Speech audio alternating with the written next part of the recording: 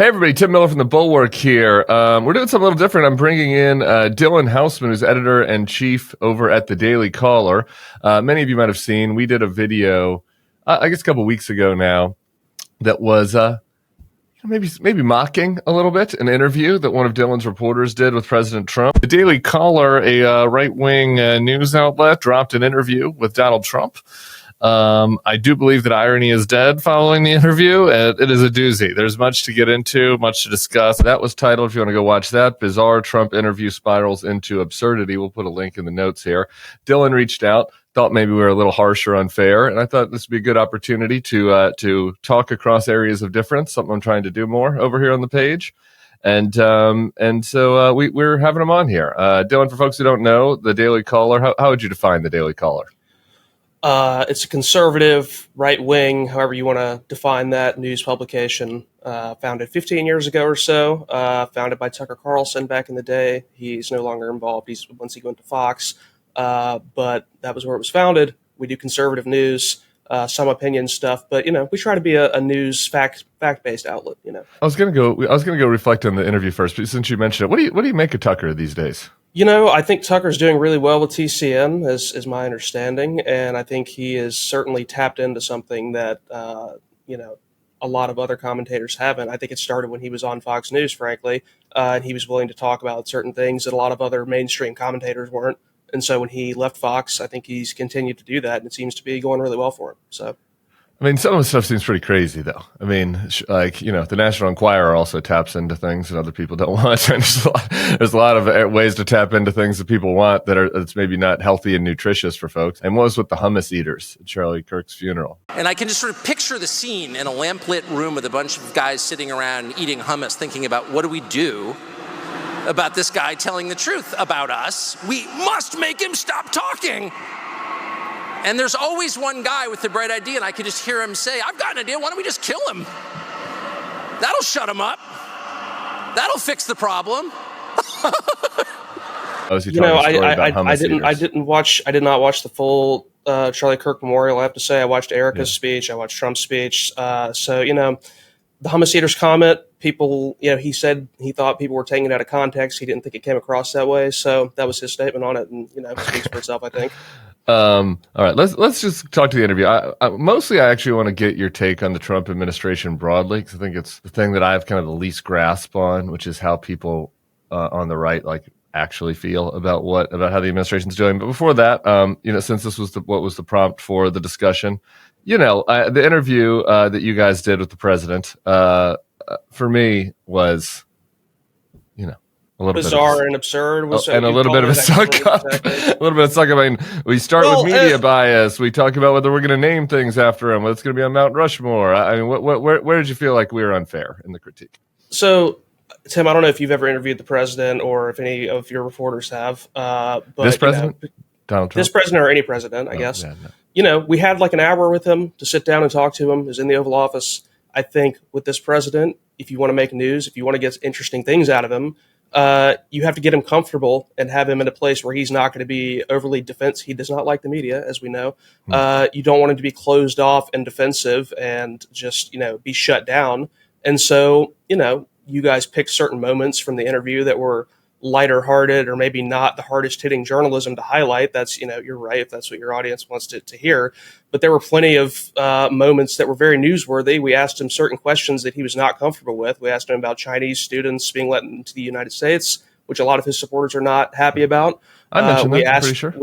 We asked him about Israel, and he gave a very newsworthy answer on that. So, there were plenty of moments there that I think were very newsworthy and serious journalism. And so I just think picking the moments where he was maybe getting warmed up with, small talk and things like that, it was a little misleading. That was all. Okay. I mean, when you're done being in office, what honors do you want the country to pay you? Would you like to be added to Mount Rushmore? I mean, that's a little bit more than lighthearted. We ask questions that we think will produce answers that will get attention sometimes. And I think Trump saying he wants to be on Mount Rushmore would get the attention of folks like yourself and others who would find that outrageous. So, that's a little part of the attention economy game. One of the things, and obviously all the shootings and stuff are in the news this week, and one of the things, I went back and reread it this morning. I don't remember if we talked about this during the video. One of the things that jumped out at me when we were discussing it, she asked him about the mass shooting in Minnesota and the connection to, I think the word she used was gender ideology. And obviously that is now resurfaced given Charlie Kirk's assassin's roommate being trans and that being a potential motive there. One of the things, though, that she said when asking that question is she goes, there's 4 mass shootings since 2023. And 2 of those perpetrators have been transgender. That's 50%. Like you said, you're a fact-based outlet. I'm not really sure where that number comes from. There have been more than 4 mass shootings this summer. There was a guy in Montana at a bar, that guy in New York City famously at the NFL building.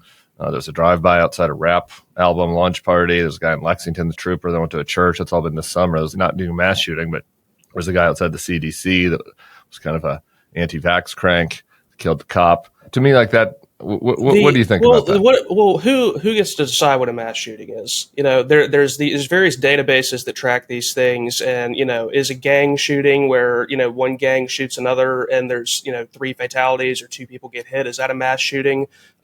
There's no set definition. I think when people use the term mass shooting, and especially people in the mainstream media often use the term mass shooting, they're invoking a certain imagery that we all think of as Americans, of someone going to a school or going to a big event, shooting, trying to kill dozens of people. And so, when you have these people that cite these statistics that say, oh, there's a mass shooting every single day in America, maybe by certain metrics that might be true, but by the imagery that we think of when we think mass shootings, I don't think that's accurate. And so when you look at those types of shootings, I think there is a trend that there have been several recently, or political assassinations in the case of the Kirk shooting, that can be connected to the trans ideology in some way. I wouldn't necessarily paint a massive trend out of it or say it's definitive, but it's certainly worth asking about at this point in time, I think.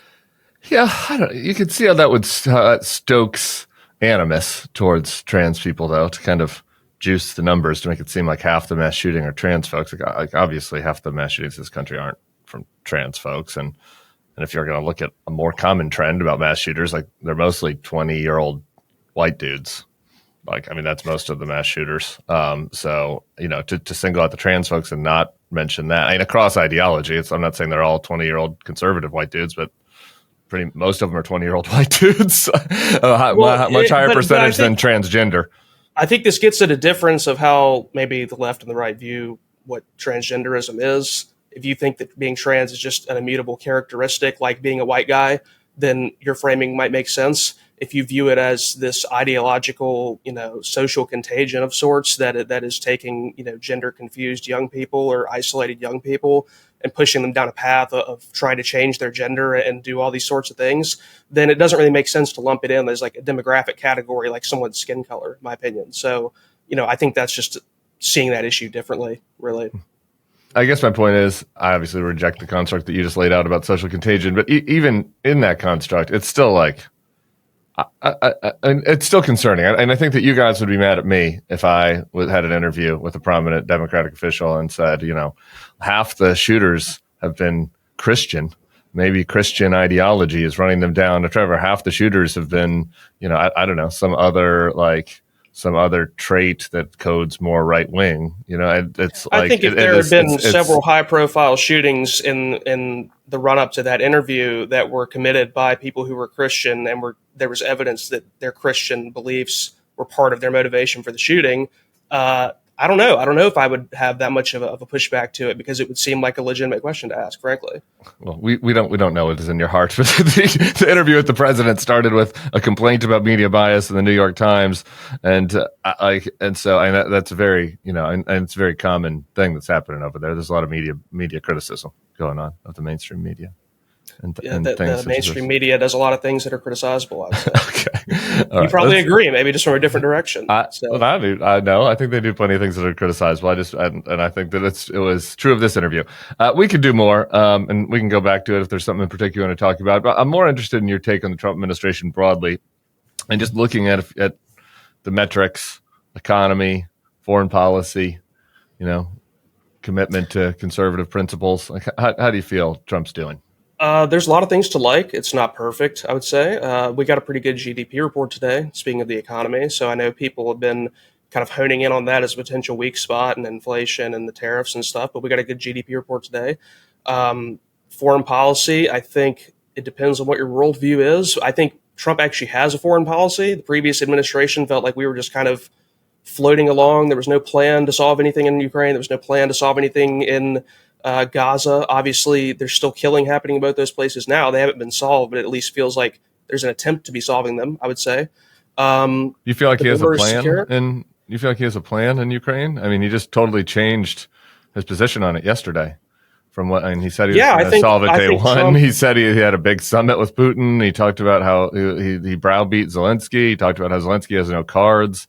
Zelensky, that Ukraine, J.D. Vance has been going around saying Ukraine has no chance to get their land back. Now Trump says yesterday that they could get it back.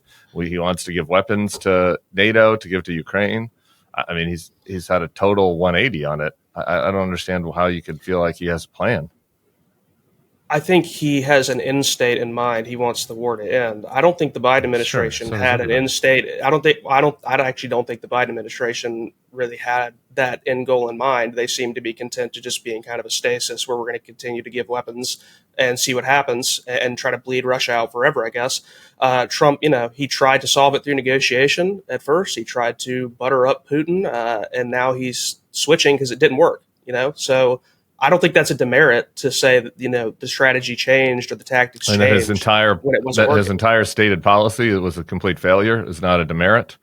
I mean, like he had a plan in Russia that was different from basically every other person. And him and J.D. Vance had a very separate view of what should happen with that war that was different from the consensus.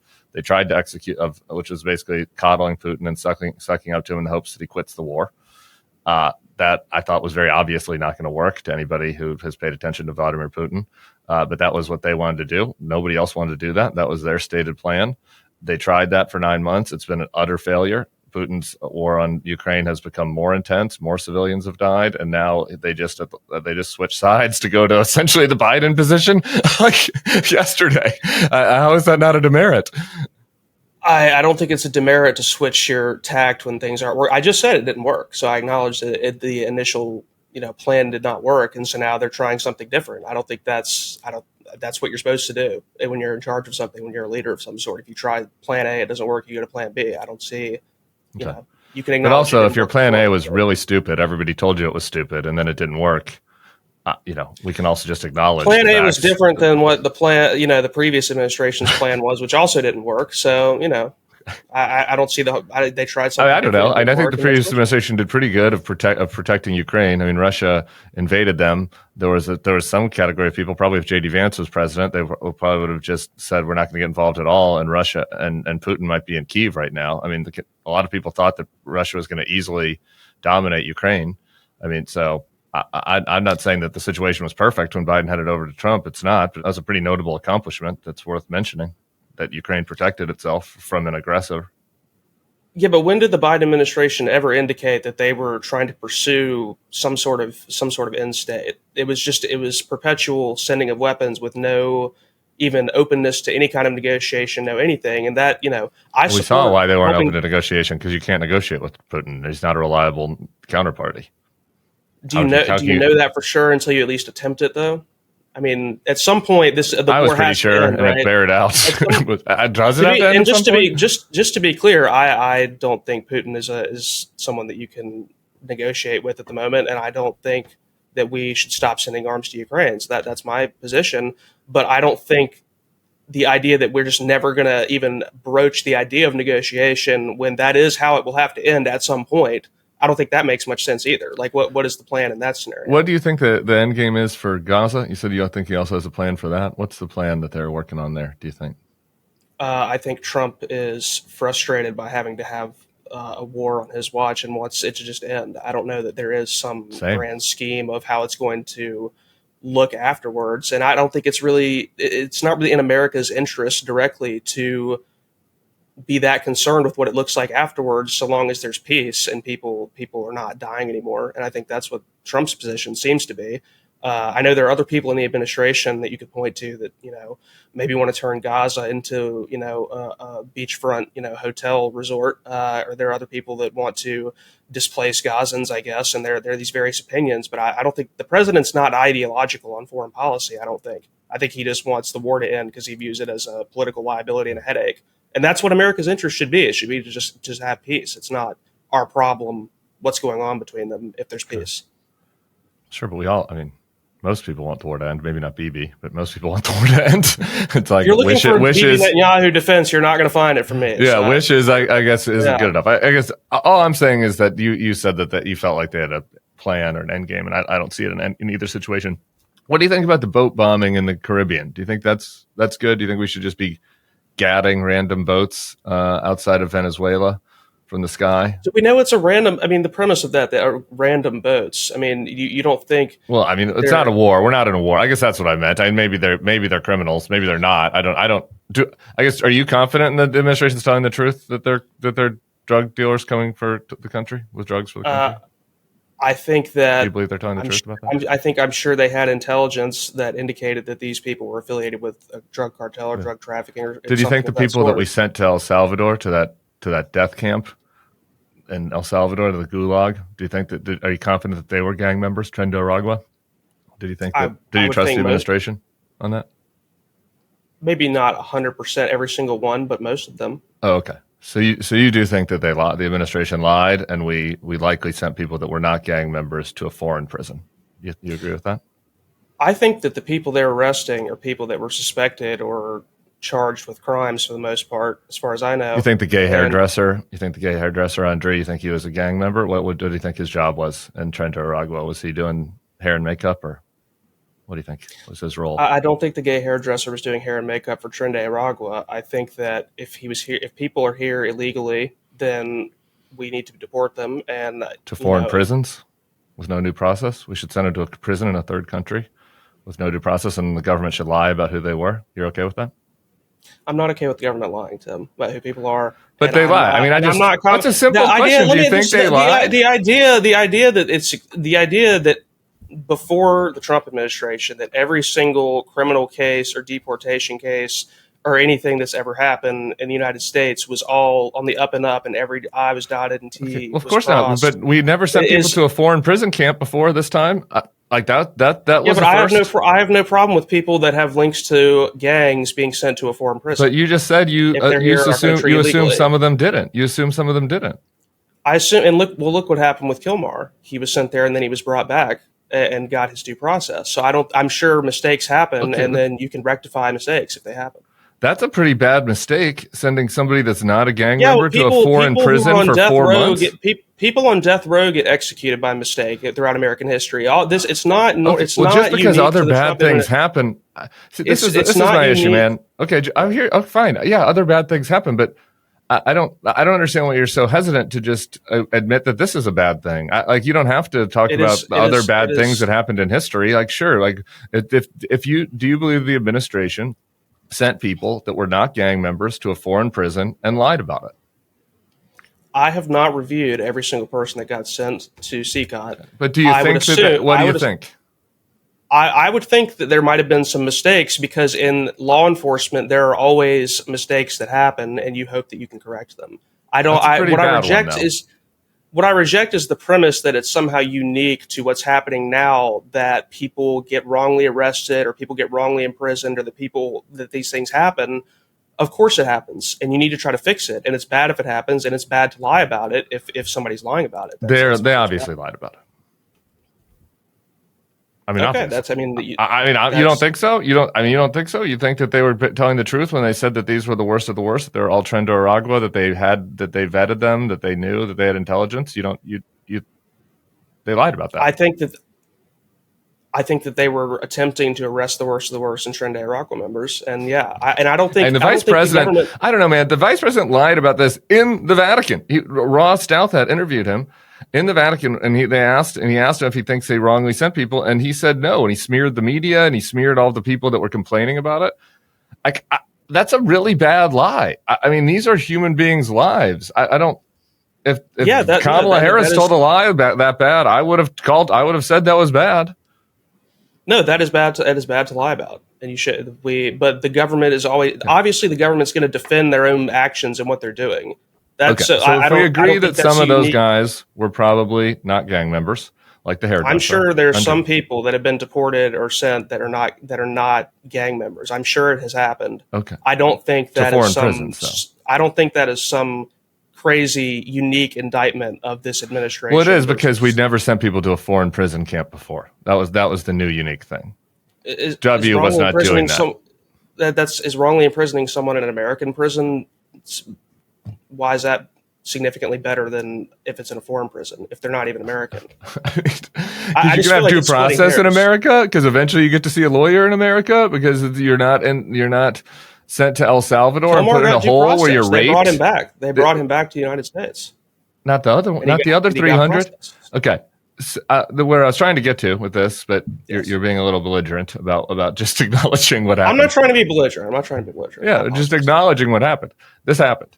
Now, if we grant, at least in your framing, that it's possible that they wrongly sent some Venezuelans to a foreign prison, why would not we assume that maybe some of the boats that they're bombing aren't gang affiliated or aren't drug trafficking? I mean, one of the ones, the first one had it was a tiny boat that had, I forget if it was 9 or 11 people on it. I'm going from memory.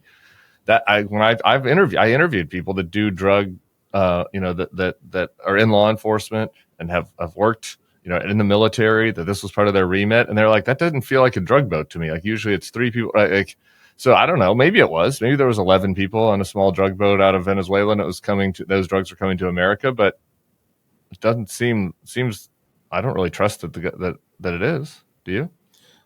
So my thought on this actually is that I'm not really. I started in politics, and when I was in college, as an anti-war activist in person. So I'm actually not super comfortable with just bombing places that we're not at war with. I think that's bad, and we should have more of a process than that.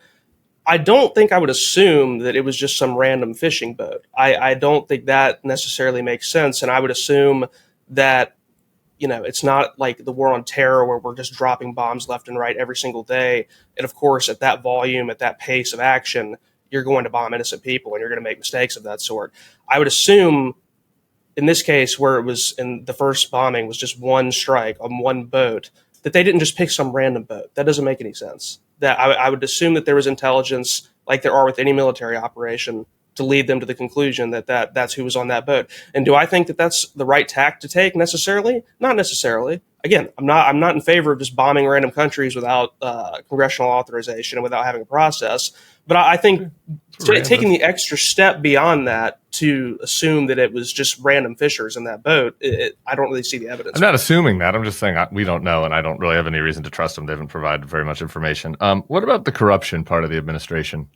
They're obviously covering up Trump's appearance in the Epstein files. I don't know what his appearance is, but they're in there. They've admitted that Trump is in there and that they're covering up. The Homan reporting came out this week. He took 50. I think they should release the Epstein files. I think that. What about shutting down the investigation of Tom Homan, who took $50,000 in a kava bag? Does that worry you at all? Why was the Biden administration trying to entrap Tom Homan months before they thought he was going to enter the government? Because they got a tip that he was doing this. That's what the reporting says. They got a tip that he was taking bribes, and so when you get a tip that somebody is accepting bribes, then what you do is you go see if they accept bribes, and it turned out their tip was good. Yeah, because he took $50,000 in a kava bag. Look, I don't think that we should shut down investigations if there's evidence, but I haven't seen all of the evidence or what's in the investigation. One of your reporters took $50,000 in a kava bag to write a story. Would you keep them at the Daily Caller, do you think? If one of my reporters took $50,000 to write a story in a kava bag, no, I would not keep them at the Daily Caller. No. Okay, yeah, no, me neither. What about all the crypto? I will say about Tom Homan. Tom Homan, due to threats against his family, doesn't even. He lives separately from his family because of the threats that he gets working and doing his job. So when it comes to people that I'm worried about being corrupt or that aren't trying to do what they think is in the best interest of the country, Tom Homan is not high on the list of people that I'm concerned about that with. Well, I just have to say. I mean, he's menacing a lot of other people. But out about the crypto stuff, do you think the president should have a stable coin that he sells to the UAE? Do you think that should be legal? I think having a stable coin. I think it's fine to have a stable coin. I'm not a crypto guy. I don't. You really think the president's family selling crypto to foreign interest? They have Chinese investors. What would the Daily Caller have done if the Biden family was selling cryptocurrency to Chinese nationals. You don't have to ask hypothetically. I mean, the Biden family was involved in foreign business dealings, and we covered it.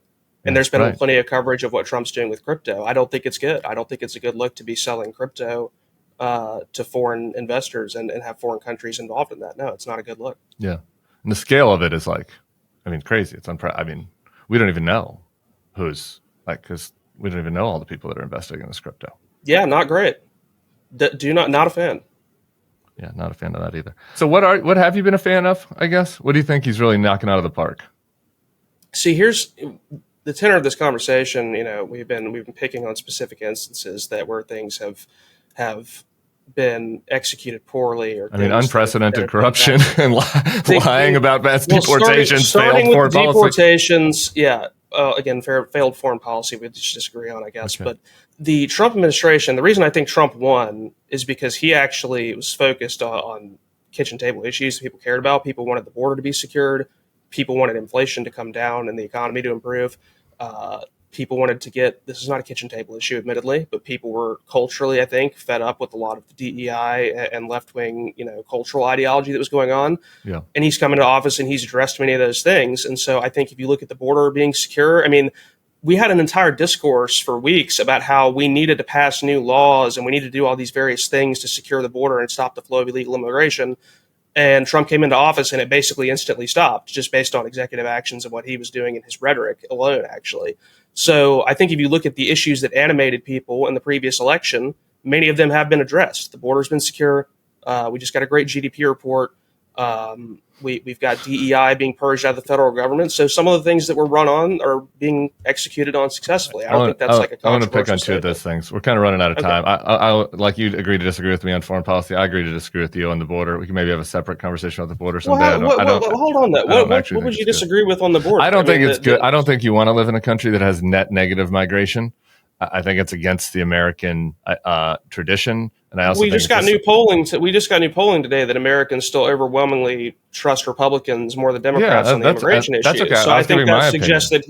Okay, that's fair. I just think the evidence suggests that. I don't think you want to live in a country that has net negative migration. I think Americans will probably change their mind about that if that happens for 8 years, because the countries that have net negative migration are like Syria, Cameroon, Venezuela. If you want to be a growing country, all those countries have an influx of millions and millions of people just flowing into their country. I feel like context is important. Yeah. On the DEI and on the economy, really quick before I lose you, what do you think about the vice president telling people that they should rat on their neighbors and call their employers if they did wrong talk about Charlie Kirk? What do you think about that? Define wrong talk, because this is an interesting. I guess I don't think it matters. I think if you publicly celebrate the execution of someone for their political statements, I'm very comfortable with you losing your job. I don't think that should be but are you comfortable with the vice president telling people that they should call and tattle on people? It doesn't really bother me. It doesn't really bother me. I think it doesn't. I think here's what I'll say. I'm not comfortable with a lot of the rhetoric about we're at war and people turning the heat up and all these things. I'm a Christian. I believe that we need to live in peace together and we need to find a way to bring people together and not just continue to stoke the flames. That being said, there does need to be consequences and some sort of action taken to rein in the people that are off the deep end. And I think people that are celebrating political executions and mocking widows and things of that sort, they should face consequences. So it just doesn't bother me really for the vice president to make one comment saying that he also supports that and thinks that should happen, because I think that's fair. There is a concerted effort to crack down on people in the country right now that say the wrong things about either Israel or Charlie Kirk, and I'm not for that either. I've done several monologues about how grossed out I am by some liberals' comments about Charlie Kirk, but gathering lists of people who did bad social media posts, throwing mobs at them. Wasn't this what you guys were upset about for years? And those are the only two topics that people can't give. Marco Rubio's going to check people's social media to see if they said bad things about Israel or Charlie Kirk. Really? There have certainly been excesses. I feel like you're conflating two situations. Also, the Israel stuff is I think different. I do not think we should be deporting people just because they write an op-ed about Israel being bad. I think that's silly, and that goes against supporting free speech on campuses. So I don't support that at all. The Charlie Kirk stuff, there's certainly been excesses. I saw some state lawmaker quote tweeting some kid that took down a poster in an apartment lobby. Like that's absurd. We don't need to be going to that level. But again, part of the problem with our discourse in this country, in my opinion, is that people think they can just go and anonymously spout whatever insane things they want on the internet and get away with it and inflame people and incite hatred and, cause problems and tear away at the discourse and the foundation of our country. And so if someone is doing that and thinks that there's no consequences for it, I think having some consequences for it in some cases is fine. If it's coming from their employer, we're not throwing them in jail. I would not support anybody being thrown in jail or facing legal repercussions for simply saying words that, unless it's, a threat to violence the president, or something of that sort. The president's for that, though. I mean, he's told the president's for what exactly? The president's he's throwing told people in jail Pam Bondi that he wants her to. He told her to Pam Bondi wants her to investigate. I don't think Trump has thrown anybody in jail for. He hasn't done it yet, but he's for it though. Okay, so I don't think he hasn't done it yet. It hasn't happened. Well, and I guess Mahmoud Khalil was in detention for a very long time. So is Romain Khalil is a foreigner that came to our country and began inciting unrest and subverting American. What about? I mean, you said you didn't like the Ozturk deportation, but she was jailed for a while. Yeah, no, I don't support what happened in that case. No. Yeah, but I think that's different than the Khalil case. All right. Well, whipping people up into a frenzy into a protest on a campus is different than writing an op-ed, especially when some of those protests turned into harassing people and harassing Jewish students in particular. We can't have that. All right. I wanted to do economy stuff, but I got to go. I guess one more thing because I think this is a natural area of disagreement where from a policy standpoint, people don't like foreign aid, never have. I'm just wondering, you mentioned your Christianity, and we're totally aligned on people's rhetoric, and I think that we've got to show more love and respect for each other. I do wonder on the policy side, though, like eliminating USAID, which is such a small number, like cutting the budget for like the most vulnerable people in the world. Doesn't that give you a little bit of pause, like given the other kind of costs that the administration is, the things that we are prioritizing our spending money on? I'll tell you what I think about USAID. The idea that there are things at USAID that were good. I think we should be funding things like PEPFAR and programs that help vulnerable people and protect them. And some of these programs have been retained or are being considered being retained. I think there's a whole bunch of stuff that USAID did that had nothing to do with that had to do with spreading ideology, that had to do with but then why shutter destabilizing foreign governments? Because if you shutter it and then keep the good things, the good things aren't coming back. They're not. You think this administration is going to start doing giving plumpy nut to poor babies in Africa? I think Marco Rubio is obviously a Christian, and I think he's a smart guy. And I don't agree with you that I would assume that none of the good things are going to come back if Marco Rubio is in charge of it. So you would support that? You would support bringing back food aid for African children?